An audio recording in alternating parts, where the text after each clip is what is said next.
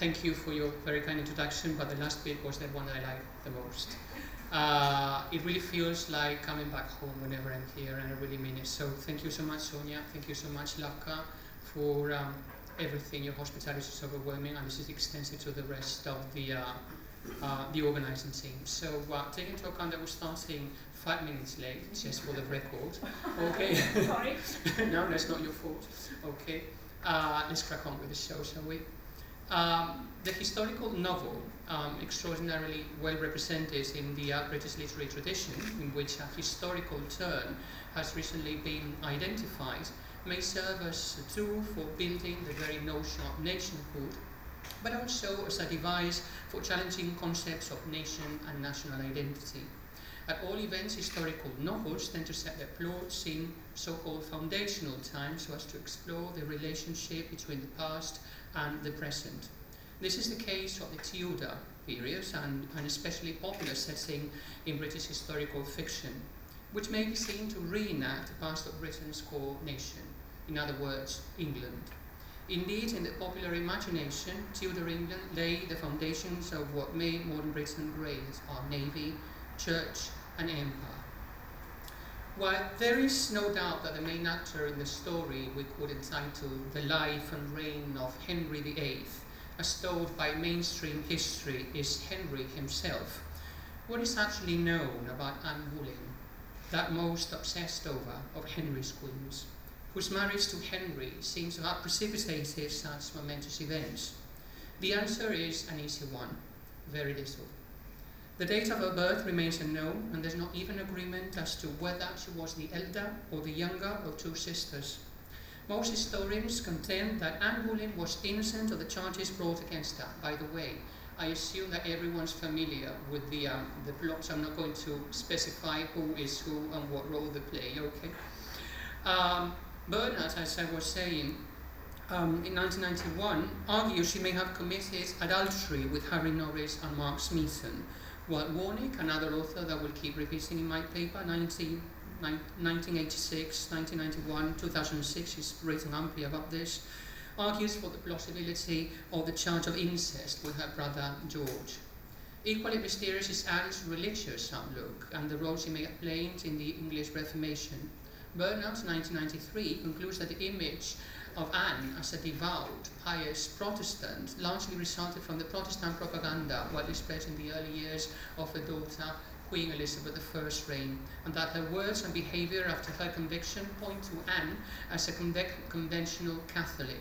Such views, however, are opposed by Ives, 1994, who does see Anne as an evangelical Christian, and Freeman, 1995, who reconciles this religious profile with Anne's well-known skills as a courtier, political cunning, and even outspokenness, and most interestingly, with certain Catholic ways, perfectly understandable in the transitional periods of the 1530s, views shared by Warnick, 2006, for example. What we are left with, then, is a historical figure of the utmost interest about whom there's certainly not unanimity on either her character, her role, or her importance. Briefly put, Anne Boleyn is probably the greatest bone of contention in the field of British history. The interest that Anne Boleyn still generates almost 500 years after her death can be seen in the sheer number of novels written about her. Thus, Bernstein, in a very interesting article that came out in 2007, reviews a staggering 45 novels and short stories published in Britain and the US alone between 1901 and 2006, mostly after 1950. Her figure may be particularly appealing to women authors, and I would add, readers, as her story, as Dan would put it, offers them a vital subject valid to their standpoints as women. However, most literary representations of Anne Boleyn are essentially problematic. In Bernstein's words, and I'm quoting, such Annes follow a pattern formalized by the late 1950s in which Anne is vengeful, near hysterical, poor soul, frequently sexual, God bless her, and power mad. As many of the novels analysed by Bernstein can be identified as either romances or even, to make it more interesting, erotic historical romances, or body rippers, to use the American label, it is thus possible to understand such fictional lands as incarnations of the bitch, central figure in Harlequin, and I may say Mills and Boon novels, identified by Susan Oster-Weiser, 1994, and which Dunn regards as, and I'm quoting, an inhuman and distorted version of womanhood dictated by patriarchal discourse. To further complicate matters, Anne the Bitch is also more often than not Anne the Witch.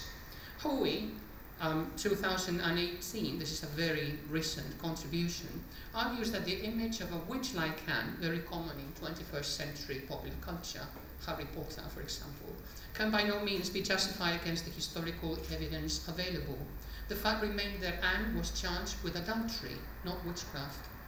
Anne's witch-like looks, most notably raven black hair and an extra finger on her right hand, first appear in a book written by a Catholic expatriate, surprise, surprise, in the late 16th century. He was not Spanish though. A physical portrayal partly based on trustworthy contemporary accounts. Yet this physical description did not interfere with her status as a model virtue in 17th and 18th century Britain. Victorian Britain did raise questions over her moral reputation, but it was already in the 1930s that Anne would again be portrayed with witch-like features, more specifically by popular fiction writer Elizabeth Louisa Moresby. That's the lady you have depicted in the black and white picture there. Who in turn influenced other writers in the 1940s like Edith Sitwell, the author of a bestseller at the time, Fanfare for Elizabeth, or Jean Blady, probably better known by most audiences across the world as Victoria Holt, okay, as was the case in her novel Murder Most Royal, among so many others. Such a trend affected anthropologists like Margaret Murray in the 1950s, who spread the view that she may have been a follower of a pre-Christian religion, inspiring witch-like depictions of Anne Boleyn across different media in the 1960s and 70s. I'm thinking about famous films and even TV series, The Six Wives of Henry VIII, for example, and even historians in the 1980s, most notably Rita Warnick, 1987, who argued, brace yourselves for this, that Anne Boleyn was most probably destroyed as she was suspected of witchcraft following her miscarriage of a malformed fetus, arguably the son of her own brother George Boleyn, Lord Rochford. If Anne's witch and bitch-like features make her ineligible to heroine status in the Romance form, these literary rewritings of her story are probably best seen as anti-romances, even though the characters in them may be seen to believe that they are operating within the conventions of a functional romance narrative, according to Bernstein once again. I'm not necessarily sharing these views. In light of the above, this paper will analyse the portrayals of Anne Boleyn put forward by 3 21st century authors, all women authors by the way, that are representative of the low, middle and highbrow divisions within the British historical fiction continuum. Man Booker Prize winner Hilary Mantel through her works Woofall, 2009, and the sequel Bring Up the Bodies, 2012. Popular fiction author Philippa Gregory, the author of The Other Boleyn Girl, which came out in 2001, and popular historian and middlebrow fiction author Alison Weir, the author of Anne Boleyn, A King's Obsession, which came out most recently in 2017. The aim will be to elucidate whether the British post-millennial historical turn I referred to before further consolidates or on the contrary makes a clean break with the tradition of problematic Anne Boleyn portrayals referred to above. So let's have a look first at Anne Boleyn as depicted by Hilary Mantel. By the way, I will be illustrating some of the slides with pictures taken from the BBC adaptation of both novels, which you may be familiar with. Mantel, who was born in Glossop, Derbyshire in 1952, rose to literary stardom with Woofall, which fictionalises the rise to prominence of Thomas Cromwell, who became Henry VIII's principal secretary and Chancellor of the Exchequer. Woofall is a monumental novel that covers Cromwell's life since 1500, when he was in his mid-teens, up to the execution of Thomas More in 1535. Its sequel, Bring Up the Bodies, covers the period between September 1535 and the summer of 1536, when, upon the execution of Anne Boleyn, Cromwell was granted barony, kind of ward of sorts. Both novels are being awarded the Man Booker Prize, which is really quite extraordinary. Mantell is currently working on The Mirror and The Light, expected to cover the last 4 years of Cromwell's life and set to be released in March next year. What makes Wolfhall Bring Up the Bodies unique is that both focus on Thomas Cromwell, secondary character in other novels. Mantell's Cromwell is very different from the ruthless, amoral character in previous fictional works. Narratively, both novels are clearly experimental. Chronological order is often severely disrupted through the heavy use of flashbacks. Another defining feature is that both novels are written in third-person present tense, using a fusion of a Jamesian free indirect style with a restrained stream of consciousness, I'm quoting Mukherjee here, that brings Cromwell's thoughts to the fore.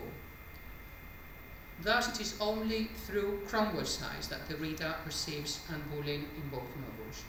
She appears quite early in the narration, I'm quoting, as a woman of whom the Cardinal, that is Cardinal Wolsey, hears nothing good. This sets the tone for what's to come. In Cromwell's eyes, Anne is at best plain and pale, and although she dresses with flair, the images that come to Cromwell's mind in her presence are about, I'm quoting, stretched innards, umbles and tripes, great pink intestines looked out of a living body. End of quote, which both signals cruelty and may even foretell her own execution. She speaks with a French drawl, just as French are also many of the words and expressions she uses. This, which could be taken as a charming result of her own upbringing at the courts of Burgundy and France, Cromwell interprets as pretense on her part, especially irritating when she calls him Crémier, which I love, by the way. Pride, I think, is rather sweet. Pride, which could be a redeemable quality, think about Greek tragedies, for example, is probably her most characteristic feature. Yet Mantell uses it to present Anne as unforgivably haughty. Thus, upon her arrest, she is brought before the king's councillors. She acknowledges them one by one until she sets her eyes on Cromwell. One could easily imagine a frail, tearful woman, but the Anne Mantell portrays is nothing of the kind. And you, Cromwell, she leans forward, you know, I created you. And he created you, madam, no for snaps, and be sure he repents of it. But I was sorry first, Anne says. She loves, and I am sorry more. This persona she's created out of will and determination, once again qualities which could be seen in a positive light, if they could help present Anne as a self-made woman in a man-dominated world. However, what Cromwell's eyes see is a woman with an abnormally strong temper who literally frets and fumes when things don't go her way. Hence her rants, which make even Henry grow weary. I'm quoting, if he were not such a gentleman, Henry, that is, he would put his hat down over his ears, Cromwell thinks. She is a woman that only shows herself as amiable and humble and caring when she needs to be seen as such, but whose true self is ambitious, tyrannical, and vengeful. Cromwell summarizes her ambition by saying, I'm quoting, there's one short way to please that lady, and that is to crown her queen. She spends most of the time surrounded by courtiers catering to her every wish, like Norris, Brereton, or her own brother George. And yet, and I'm quoting, Anne is brittle in company and as ruthless with her compliments as a housewife snapping the necks of larks for the table. Not very nice. And her thirst for vengeance is not quenched when Wolsey's death, who had separated her from young Harry Percy, heir to the Earl of Northumberland. On the contrary, Anne develops what seems to be an insane obsession with Catherine. She wears yellow to celebrate her death, for example, and then Catherine's daughter, Mary. Thus, Anne insists that Mary should be officially declared a bastard in the new Act of Succession. She even recommends that Lady Bryan, her aunt and guardian to Elizabeth, should use her fist on her. Not content with that, she humiliates her by calling her dwarf after her, can you imagine? And tries to destroy her reputation by having Cromwell spread false rumours about her love interests, which Cromwell, by the way, refuses to do. Such negativity extends even to cover her own sister. While one may expect some natural rivalry, which is, by the way, a common theme in all novels, between siblings, Montel's Anne doesn't have any affection for her sister and wants her literally out of my way, preferably literally married to some obscure person. Jealousy then borders on irrational hatred when she learns that Mary is pregnant, believing that the child has been sired not by Mary's husband at the time, William Stafford, but Henry himself. She says, "She can crawl on her knees to me. I care not, she can starve." The image of Anne Boleyn that emerges from Mantel's narrative is therefore that of a singularly ambitious woman. In Cromwell's words, a calculating being with a cold slick brain at work behind her hungry black eyes. Incapable of loving those she should naturally love, she cries over the death of her dog, but not when she miscarries, for example. Overall, I would say not someone to cross. Anne's inability to love has an effect on her own sexuality. As seen through Cromwell's eyes, there's nothing naturally sexy or sexual about her. I'm quoting, "He's never believed in her as a passionate, spontaneous woman. Everything she does is calculated. He knows, as he has these many years, the careful deployment of her flashing eyes.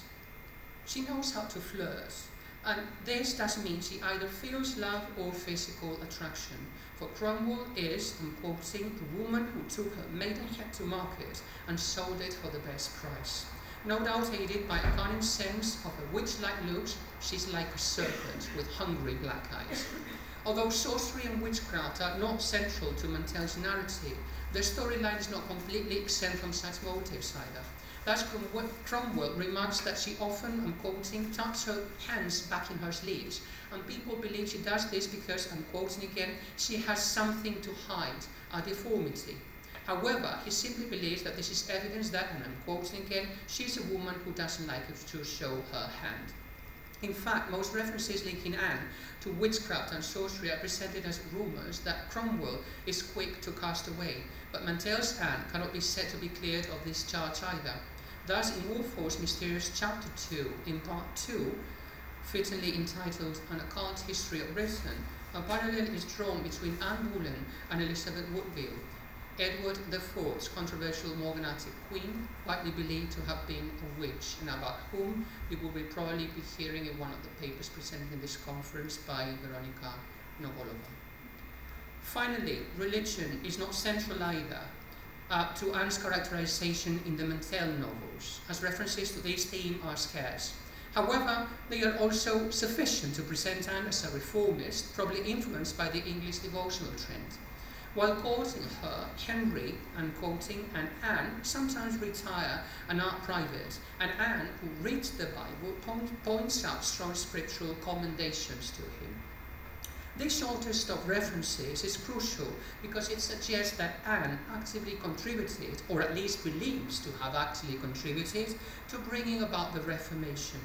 Thus, in a conversation with Cromwell, she refers to the great and marvellous work done in this realm since I became queen. I mean the work for the gospel.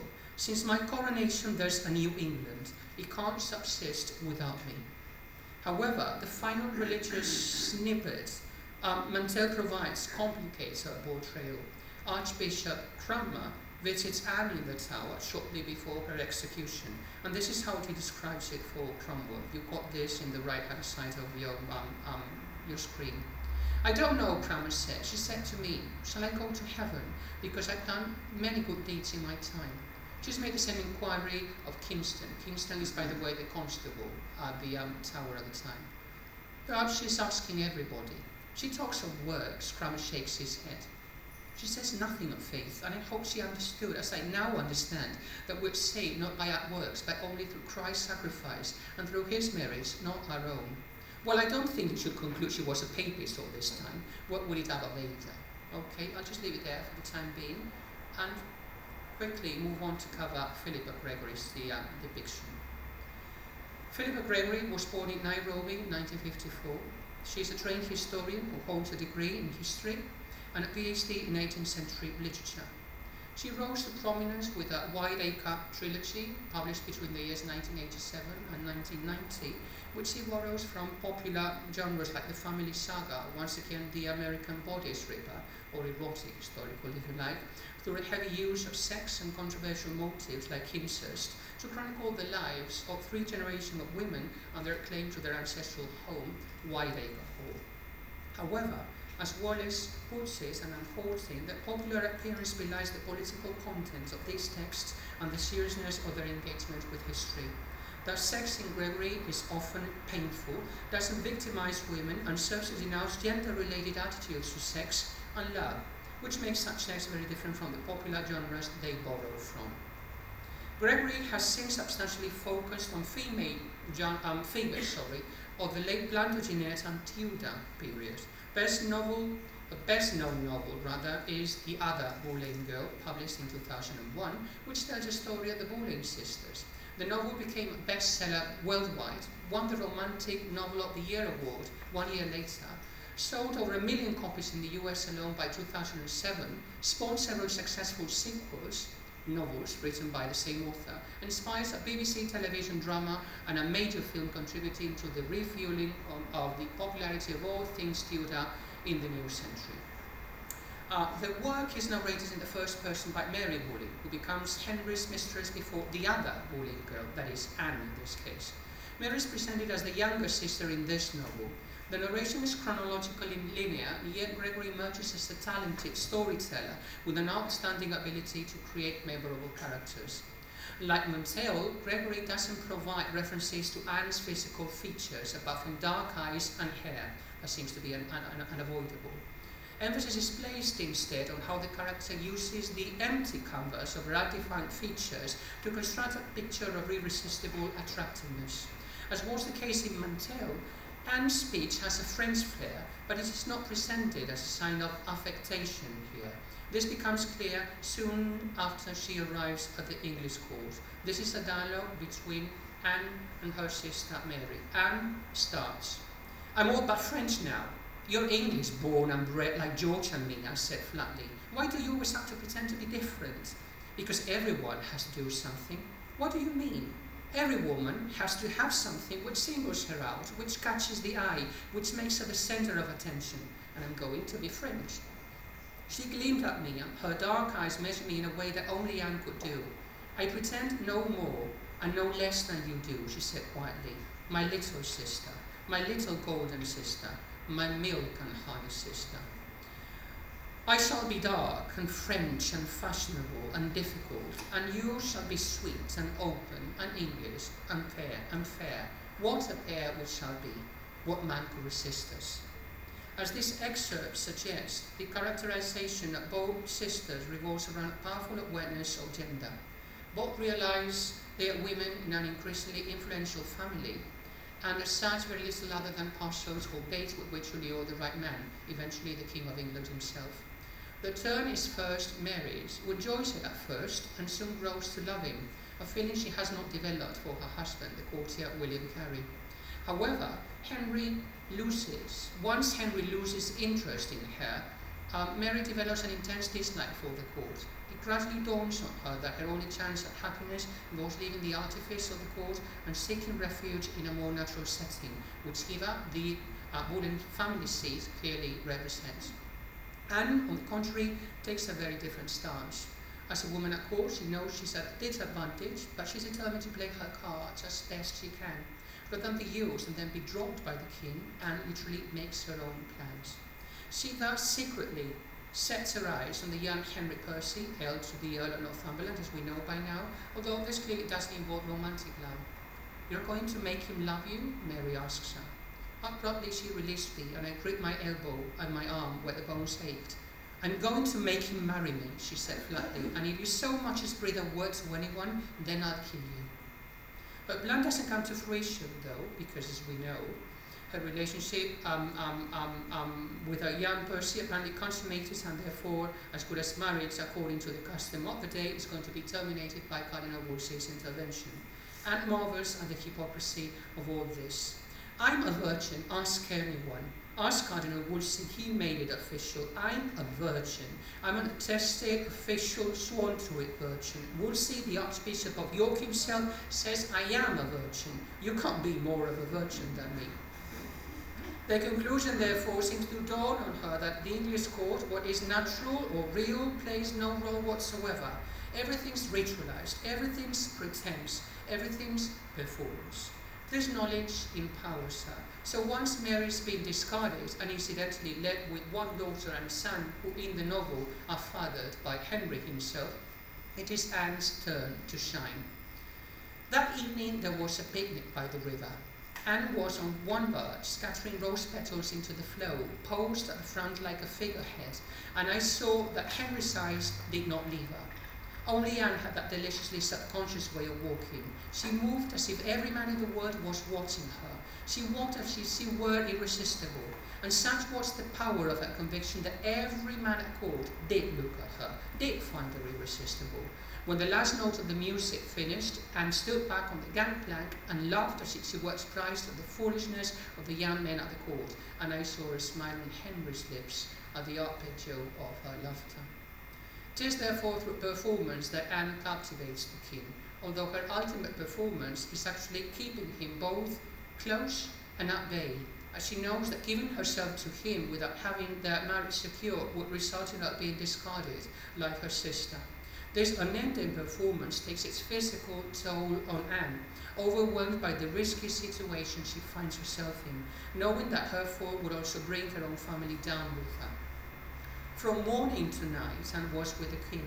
She would return to her chamber only to change her gown or lie on the bed and snatch a rest. Her gaze would be blank on the canopy of the bed, her eyes wide open, seeing nothing. She grew whiter and whiter. The shadows under her eyes went darker and darker, and she started to use powder to hide the hollows under her eyes. A remarkable difference here is that as opposed to Mantel's son, Gregory's has a natural interest in sex. Upon her arrival from France, the first question she asked her recently married sister is, "Have you done it? And did it hurt?" And while in France, she watched everything and learned all there was to see. Interpret it whichever way you like. She's sexually aroused, I'm quoting, "I've been so aroused by his desire," she means Henry's, okay, "and his pulling and teasing of me that I could have done it with a stable lad." But she neither feels attracted to nor loves Henry. Consequently, she doesn't enjoy her sex life with him. In fact, as she states quite early in the novel, marriage to Henry would involve managing his thoughts. It would not be a marriage of sensual lust at all. Anne is therefore not portrayed as an asexual woman. In fact, she appears as a remarkably sexual creature who displays herself most naturally when surrounded by those closest to her. The narration clearly implying that she enjoys displaying herself before and being caressed by her own brother, George. This serves to build up the theme of incest. In her increasing desperation, having given birth to a girl, the future Elizabeth, and after one miscarriage, Anne becomes pregnant again, and Mary suspects her father to be no one but George Boleyn himself. I guess that Anne had taken him as her companion on her journey to the gates of hell to conceive this child for England. Such suspicions are strengthened when Anne miscarries a malformed baby boy. This means that there is a clearly dark side to Gregory's Anne. She drinks a potion provided by a midwife from a bathhouse for whores to put an end to a previous pregnancy that is not developing as expected.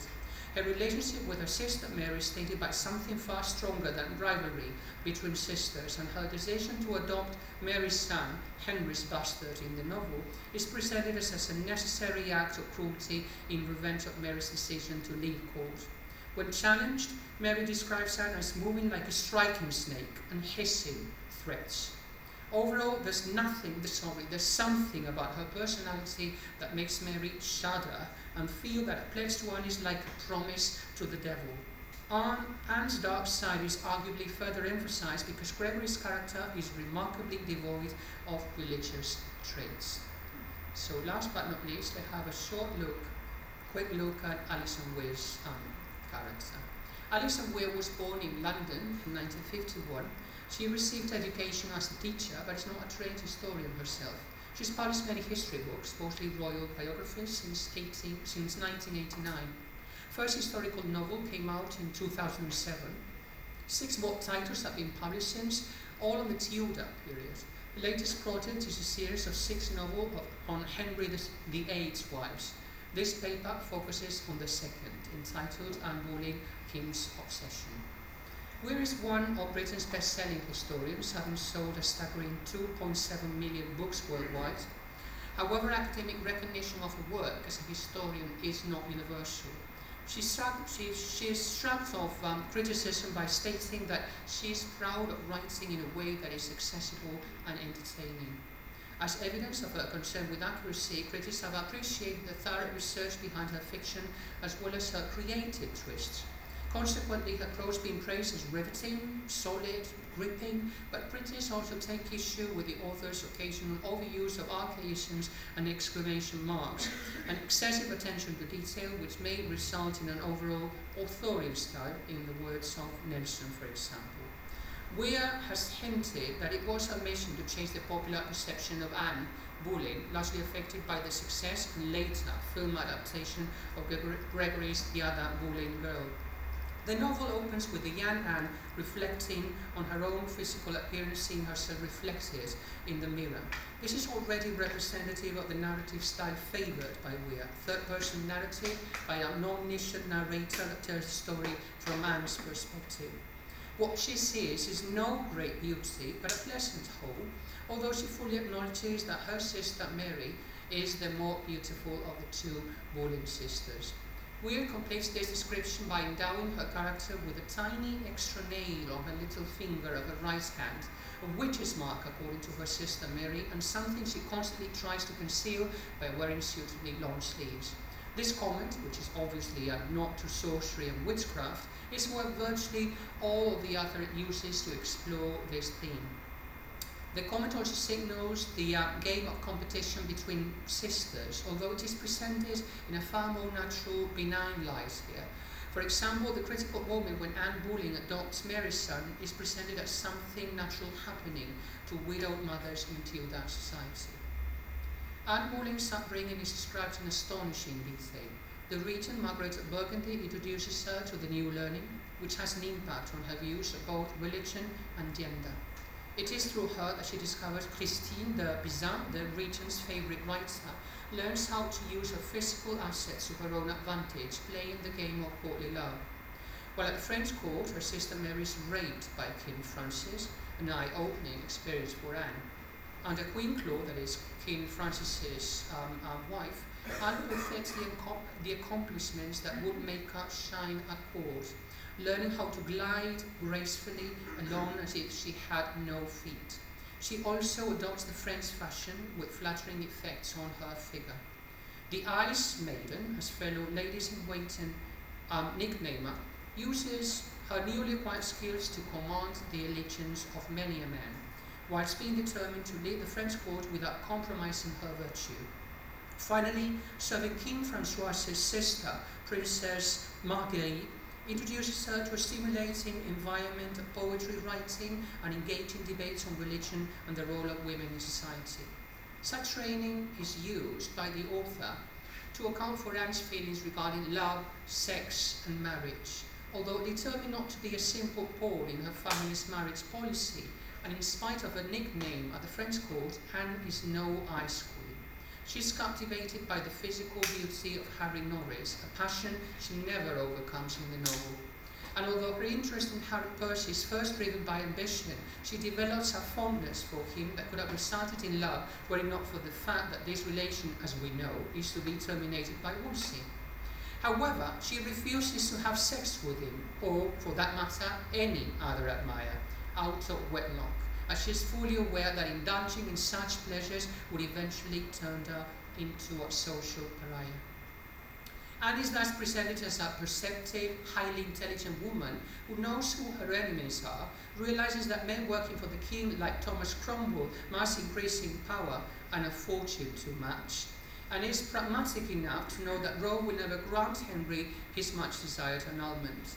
Apart from this, the author attempts to justify virtually every single negative feature that Anne Boleyn's been traditionally endowed with in fiction. One is pride or arrogance, if you like, which we presents as self-defense so as not to let her enemies sense fear or humiliation in her. She wants to destroy Wolsey, but because she believes he attempted to destroy her in the first place. Anne is also ambitious, which is why she enters a relationship with Percy and eventually accepts Henry's wooing. However, Weir portrays this in an entirely human way, having Anne reflect on her own ambition. I'm going to quote from the novel. Anne was asking herself why becoming queen mattered so much when the chance of true love was hers for the seizing.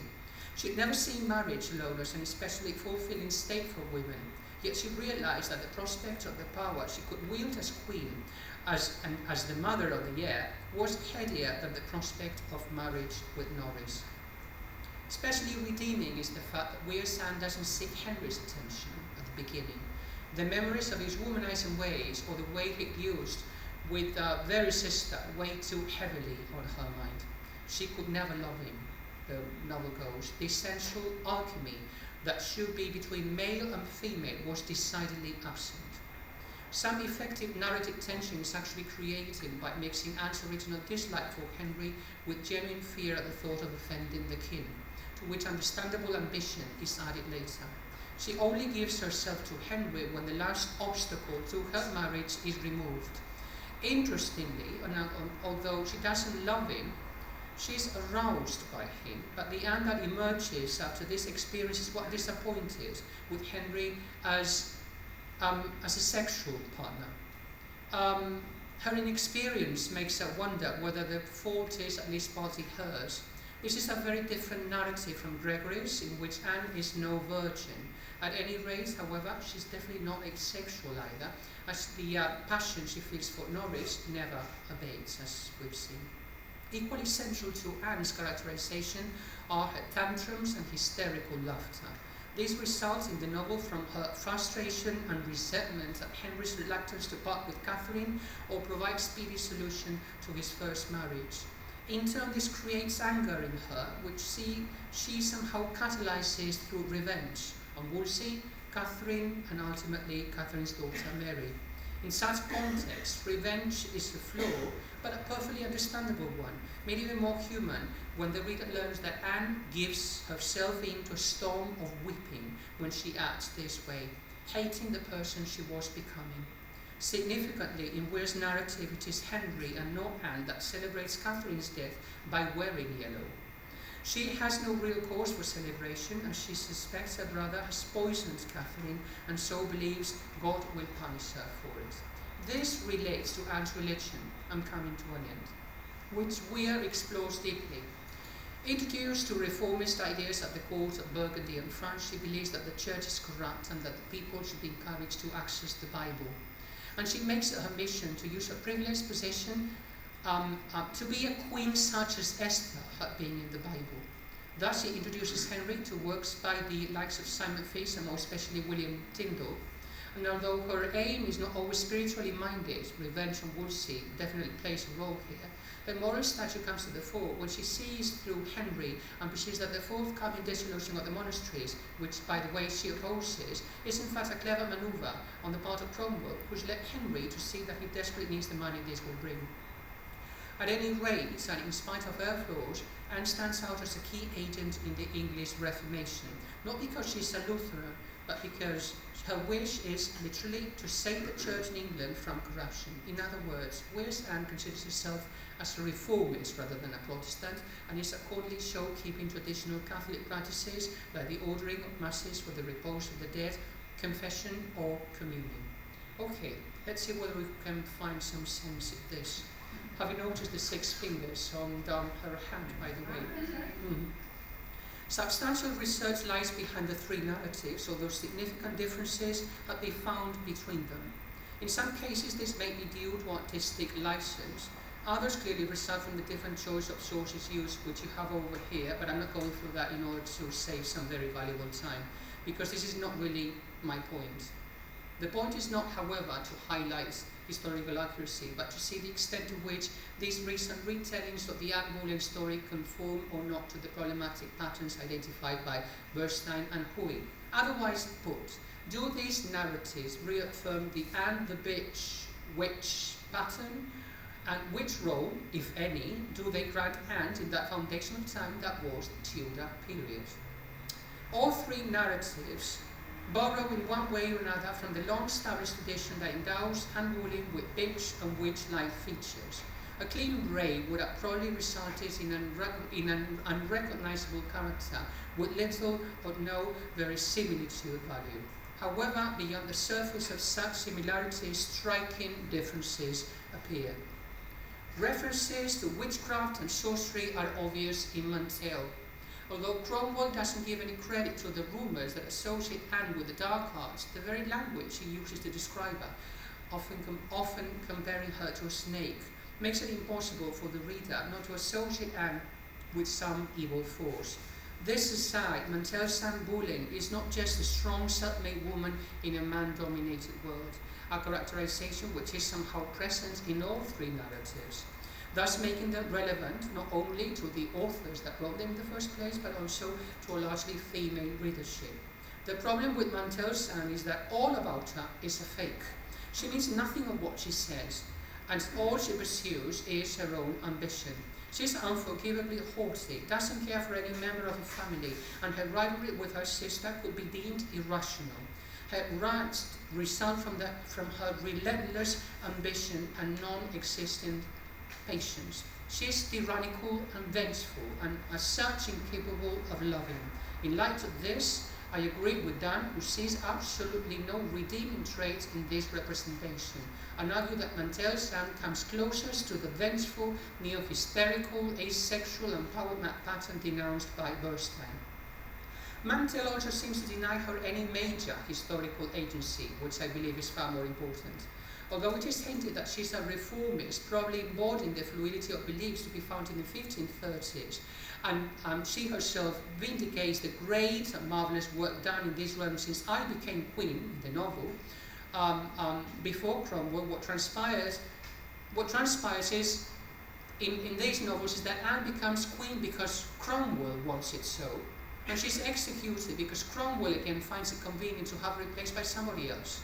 In Mantell's narrative, the execution scene may be taken as a metaphor of the historical way that Cromwell, maybe the author, grants Anne.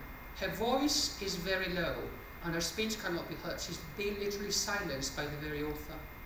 Once the executioner strikes, Anne's, I'm quoting, little presence becomes a puddle of gore. Finally, the queen's sodden remains are hastily placed inside a chest, the head being irreverently laid by the queen's feet, no other space available. Thus, seeing Mantell's story, at least as far as Anne Boleyn is concerned, might be seen as an anti-romance, although no evidence has been found that the characters need believe they're operating with the conventions of our romance. Definitely, this is not the case of Anne, whose actions are led by sheer ambition and not romantic love. Gregory's depiction is slightly more complex. References to sorcery and witchcraft cut deeper than Anne's dark looks and moves. She takes an abortive concoction, miscarries and malformed features, and most important of all, this monstrous creature may have been fathered by her own brother.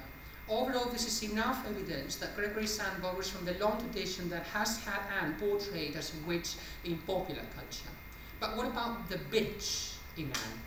Anne is clearly vengeful, and all other features, hysterical, asexual, power-mad, you name it, Bernstein identifies in most literary representations of Anne Boleyn, including Gregory's novel, I have to say, are, as I see it, less clear. I don't agree with Bernstein here. There is no doubt that Anne is ambitious, yet saying she's power-mad will probably be taking things one step too far. She knows only too well the world she lives in, and she simply does everything in her power to secure the best possible position available to her. First, as Percy's future wife, then as the king's mistress, and eventually as queen. She's not asexual either. She can be sexually aroused, although rarely, but those she sets her eyes on. Enjoyable sex, like love, play no role in the enormously competitive society she lives in, and the suggestion is made that she only shows and literally bears her true self in the company of those closest to her, her brother and sister. The explicit references to sex with Henry, a trait clearly adapted from the erotic historical, are not truly erotic because she doesn't enjoy it. Marital sex becomes, therefore, a performance, and to be more precise, part of a larger performance, which is Anne's almost entire life at court. However, unlike Mantel's character, Gregory's Anne is not exactly hypocritical. In Mantel, Cromwell criticizes Anne for pretending to be who she is not. In Gregory, Anne is determined to choose who she wants to be. The academic implications of this characterization are enormously interesting. There seems to be nothing natural in the English court. Anne is fully aware of the patriarchal, heteronormative nature of this environment, as well as the secondary position she's relegated. It relegates the female gender to. What she does is to perform the gender role that should help her secure the highest possible social position. There are constant allusions to gender performativity in the novel. Apart from the dark eyes and hair, Anne's physical description is deliberately undefined, as emphasis is not placed on her actual beauty, but on how she makes herself attractive to others. What makes Anne stand out is that she does not simply accept a given role in society. On the contrary, agency is highlighted in Anne. She chooses who she wants to be. Performativity is potently symbolized by the makeup she increasingly uses to conceal her own exhaustion. This may be a reference to the white mask of youth that will characterize the iconography of her own daughter, Queen Elizabeth, masterfully used to sustain and magnify the Elizabethan myth. Overall, then, Gregory's Anne is a character whose fascinating complexity, which I think is the main asset in this novel, is once again showcased in the final execution scene. This is attended by her sister, Mary, who lives beside, and I'm quoting, walking through the crowds which were seething around the tower and shouting the news to one another that the whore had been beheaded, that the poor lady had been martyred, that the white had been sacrificed, all the different versions that Anne had carried in one ill-lived life. What is remarkably absent from Gregory's characterization, as I say this, however, is any clear religious trait. This is significant as it deprives her of any significant claim to historical agency, and consequently makes it possible to argue that Gregory's novel does contribute to the myth that Preston calls the erotic Reformation, that is, the insistence on representing Henry's interest in the supremacy as a product of his desire for Anne. Last but not least, Gregory's story does fit the category of the anti-romance, although once again I would argue that not all the characters in it really, they're operating within the conventions of a functional romance narrative.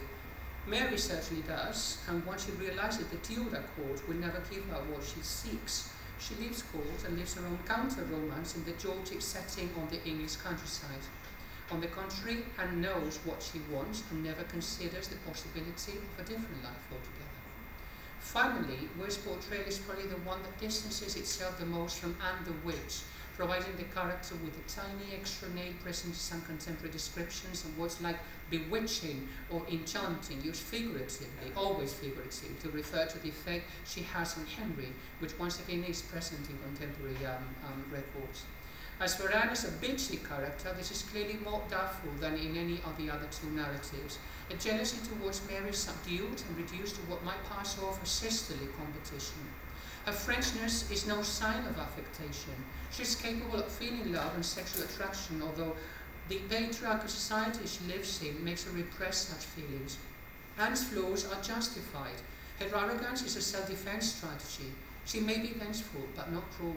She is ambitious, but not unnaturally so. And her outspokenness naturally results from the insurmountable pressure she's got to endure.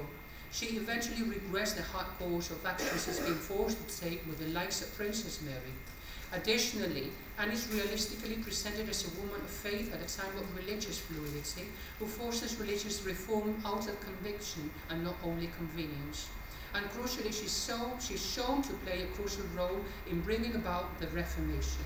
This mission somehow legitimizes her ambition to marry Henry. So, to conclude, in this light and literary merit aside, because permanent justification is sometimes tiresome and therefore not always narratively effective in Weir. Weir emerges as the historical novelist that most clearly makes a clean break with the bitch and witch-like characterization Van Boleyn, vindicating a leading role for a proto-feminist woman in the construction of what the Whig historiographical tradition is England and ultimately Britain today. Whether this literary effort succeeds in breaking with the long tradition of problematic and Boolean representation still remains to be seen. Thank you very much for your patience.